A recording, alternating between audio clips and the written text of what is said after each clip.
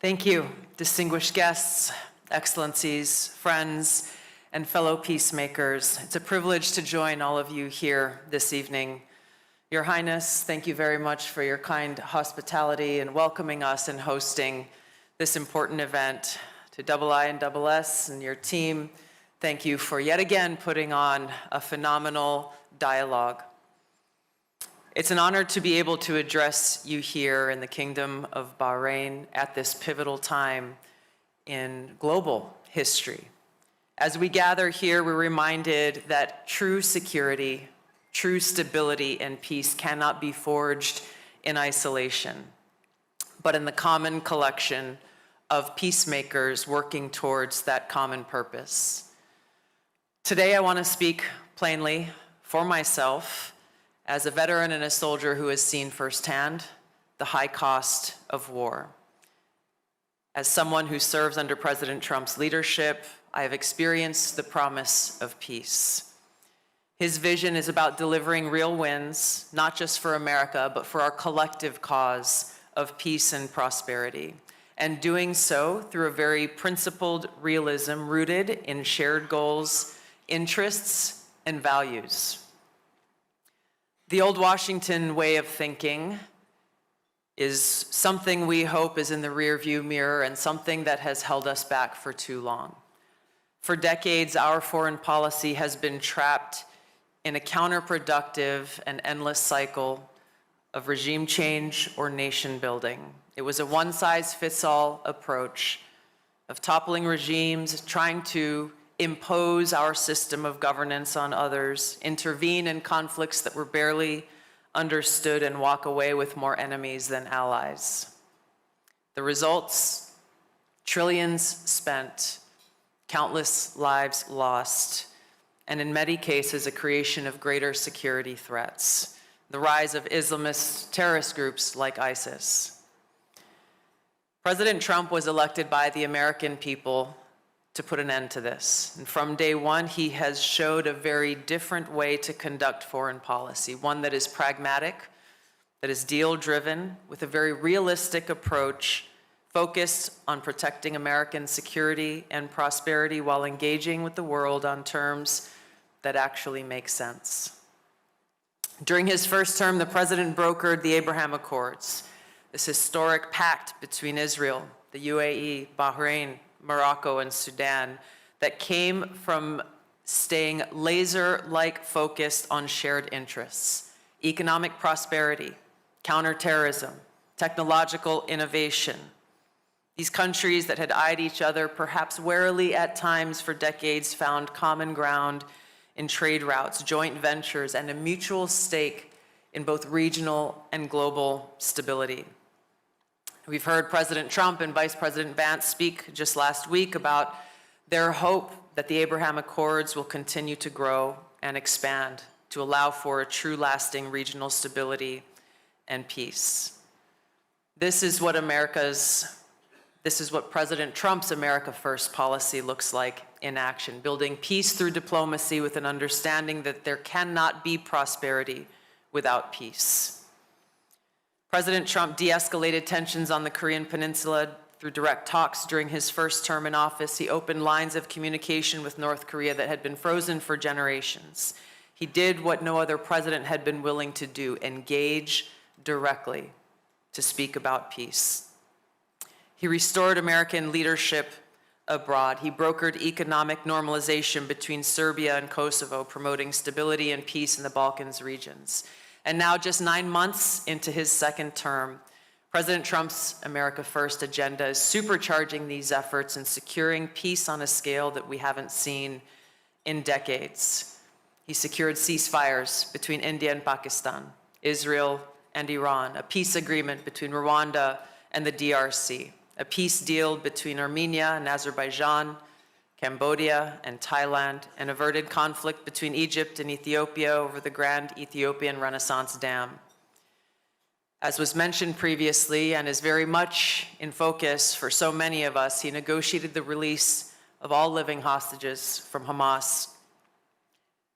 While fragile, an historic ceasefire and peace plan is moving forward, it is doing so with integral support for many of our partners here in this room. So what ties all of this together? A simple and revolutionary idea.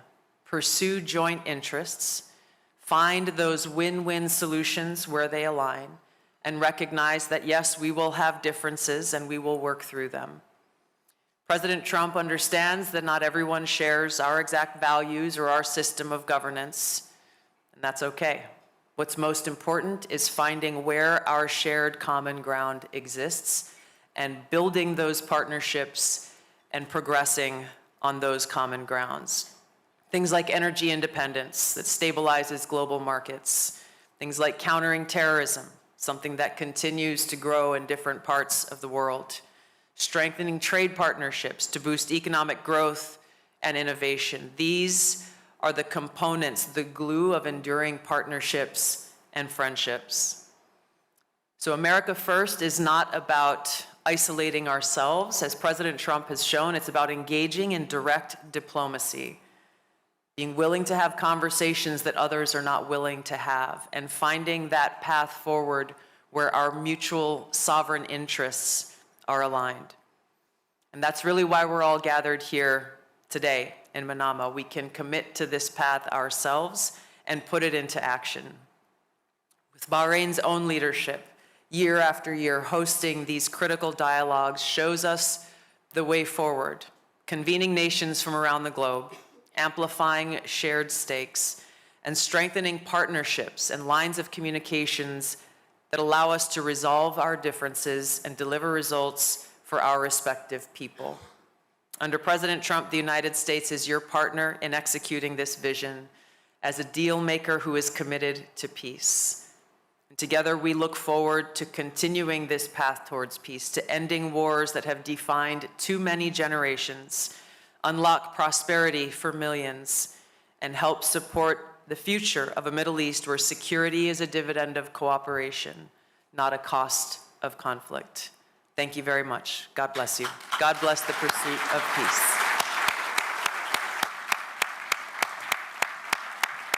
Director Gabbard, you spoke about peace through diplomacy also in the service of prosperity, and maybe that's a good way to lead into our conversation now. And I wanted to ask both of you to speak a little bit about CCPA, the Comprehensive Security Integration and Prosperity Agreement that was signed between your two nations in 2023. Of course, shortly after the region entered a phase of turbulence, I think one can say.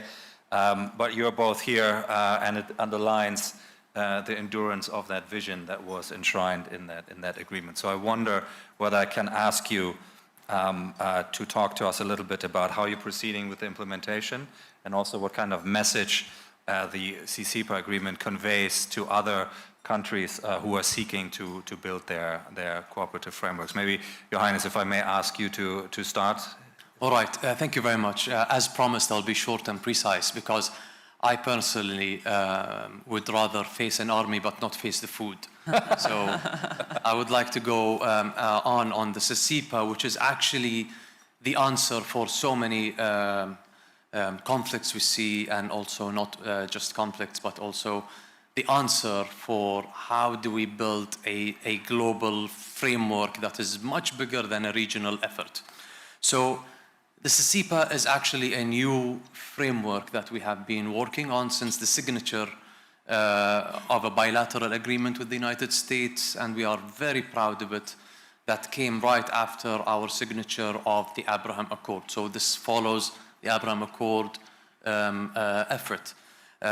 Yet, any new framework needs to be institutionalized, and from our side, we have conducted a high-level meetings at Washington and at Manama as well, at the highest level possible. And I personally lead the Defense Working Group, the DWG, so I would refer to it as the DWG.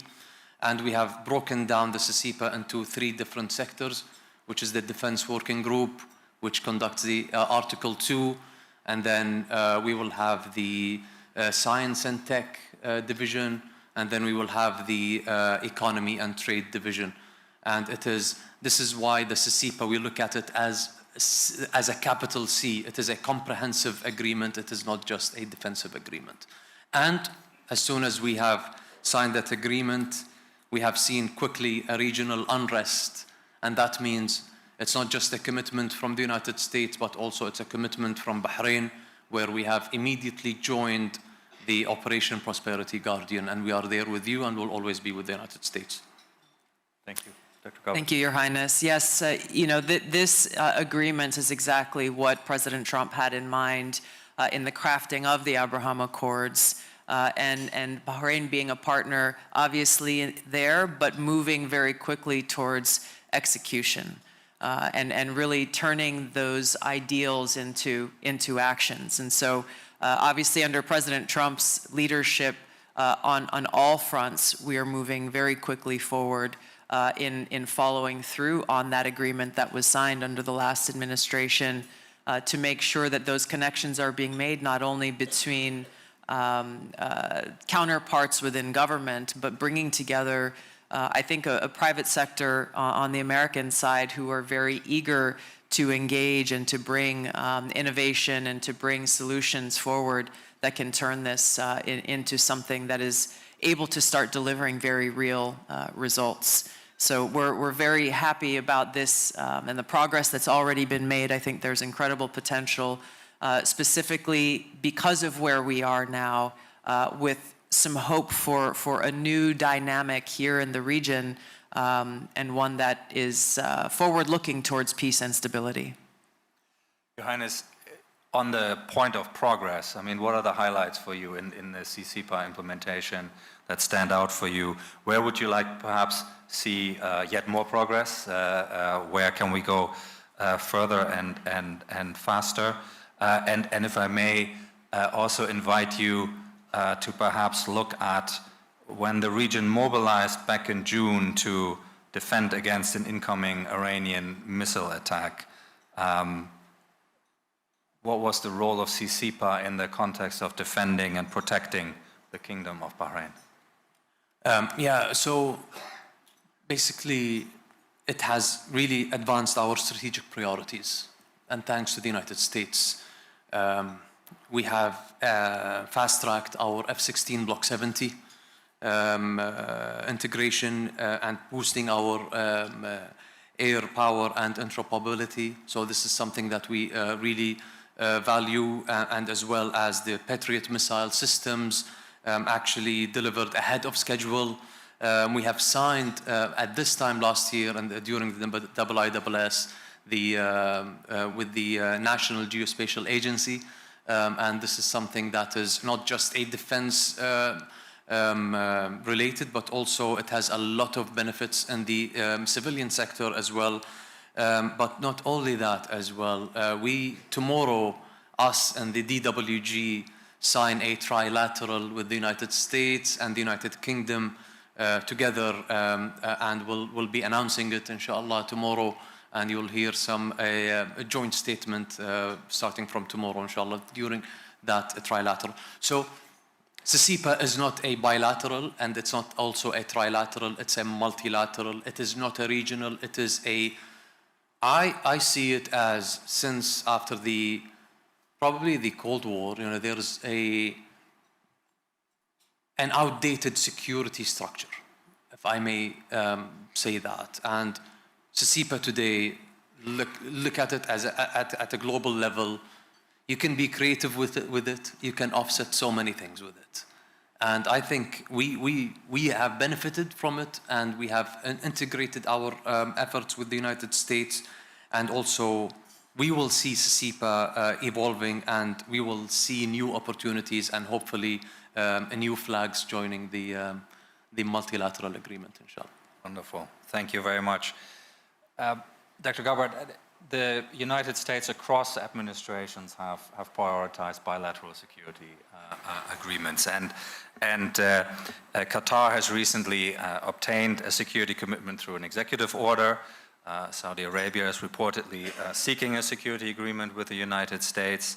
So what does this tell us about the U.S. role, the security role in the Gulf, and what does it mean for U.S. global posture, these arrangements? Yeah. You know, the president obviously has focused a lot on building these economic partnerships. As Your Highness very eloquently stated, you can't look at any one of these things in a vacuum or in a silo, because ultimately they're all connected. And the president has recognized how to capitalize on that, but also recognizing that the United States relationship with different countries perhaps needs to be different in certain cases. And so as you've seen through his direct engagement, his incredible first trip out here to the Middle East shortly after taking office really delivered great results, and investing in those relationships from the outset is what really made it possible for him, both through the 12-day war with Iran, but also in this ceasefire and peace deal with Israel and Hamas, to make this possible, to bring together friends and partners to work towards those shared interests. You know, the road ahead will not be simple or easy, but the president is very committed down this road, again, recognizing the direct connection between peace and prosperity, and working with each of our partners and friends uniquely to recognize and understand what the challenges and opportunities are that exist within each. You both mentioned that in the case of CCPA, it obviously goes beyond defense and military matters. And Your Highness, can I ask you to perhaps speak a little bit about the other benefits of that agreement in non-security domains? There's science, there's technology. What stands out for you? Well, first of all, let's talk about CCPA. Let's not talk about acronyms. It is Comprehensive Security, Integration, Prosperity Agreement. So we have designed the CCPA to become a driver of prosperity and innovation, and not only a military pact. Yes, there is a lot of non-security gains as well. During the visit of His Royal Highness the Crown Prince to Washington, there was a multi-billion-dollar deal signed thanks to CCPA. We have signed with the United States in the sector of energy. We were one of the first countries to sign, and thanks to you, Tulsi, and your government, and the SMR domain, which is the small modular reactors, and the nuclear energy. We have signed in the cybersecurity, geospatial space as well, space industry. So really we are seeing the sky is the limit, and we are trying to become creative with what we are having on the table with us, and maximizing on our bilaterals with the United States. And we also continue talking with the United States and the industries as well, between our both countries.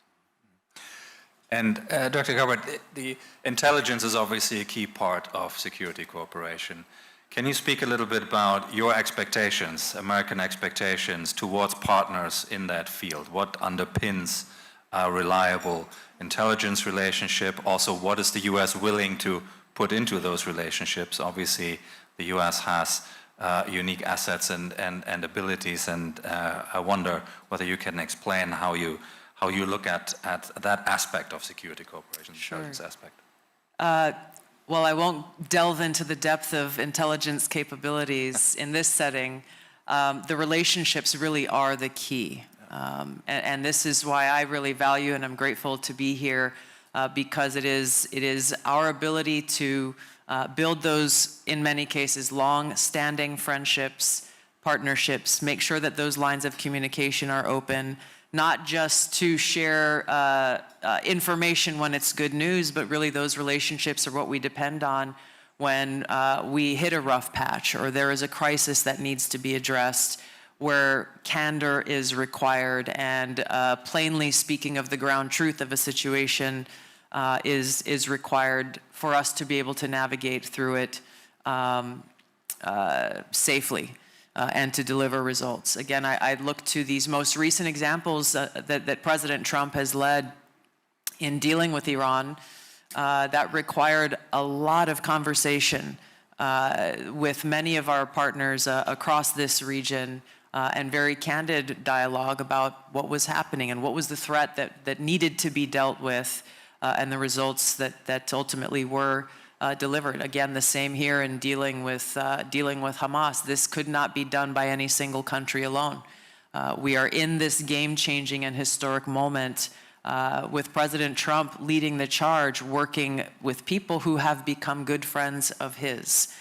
I think that sometimes people think because you're friends, you have to agree on everything. That's not the case. Every nation's leader will think first and foremost of what is best for their own sovereign interests, what's best for their own people. President Trump does that every single day. And he recognizes that what's best for the American people is when we can tackle and solve these problems together. And so from my standpoint and my role as the Director of National Intelligence, of course, is to make sure we have those strong lines open with our friends and partners in this region and around the world, and to make sure that we are best informing the President so that he can continue to deliver success towards this end of peace and stability. Can I ask you both one final question very briefly? And Dr. Gabbard, I'll start with you and then I'll let His Highness have the final word. But given that there is a sense of urgency and there's volatility, it's a fast-paced environment, do you feel our efforts on security cooperation across the region, are they keeping pace with that demand and that environment? What do you think?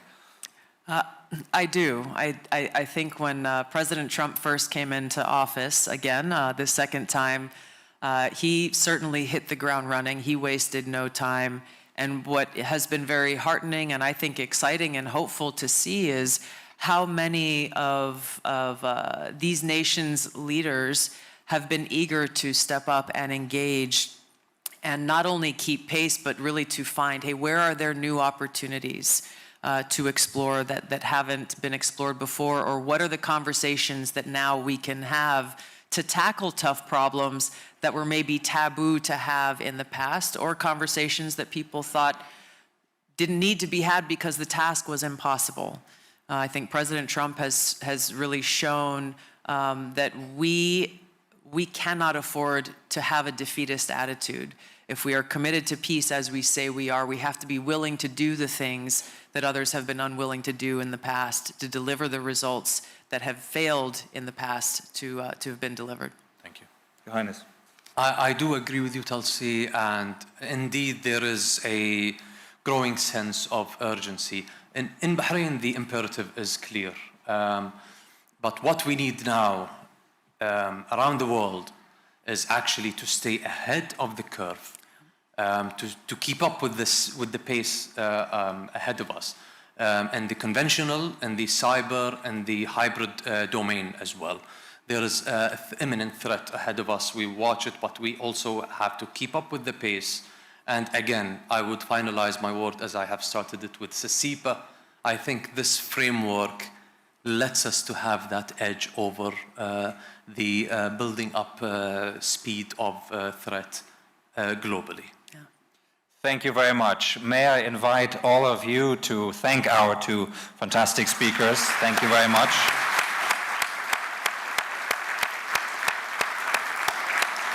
What a great way to begin our 21st IISS Manama Dialogue. Thank you so much, and I hope you very much enjoy your dinner. Thank you.